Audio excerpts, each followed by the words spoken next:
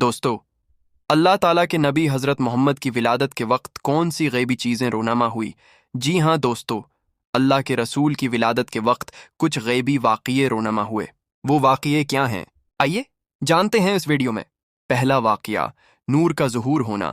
جس وقت سرکار دو جہاں کی ولادت ہوئی، اس وقت ایک ایسا نور خارج ہوا جس سے پورا حرم روشن ہو گیا اور شام کے دور دراز کے محلات نظر آنے لگے۔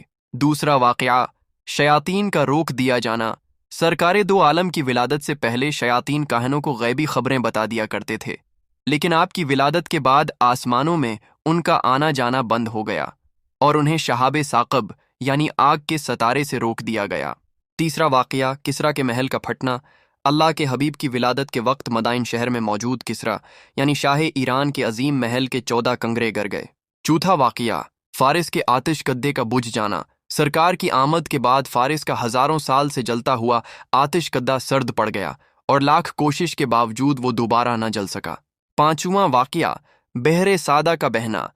کائنات کے والی اور خاتم الانبیاء کی آمد کے ساتھ بحیرہ سادہ، جو ہمدان اور قم کے درمیان ایک خشک علاقہ تھا، اچانک لبالب بھر گیا اور بہنے لگا۔ سبحان اللہ! اس بارہ ربیع الاول کو جس قدر ہو سکے حضور آقائے دو جہاں اور ان کی پاک آل پر درود پڑھیں۔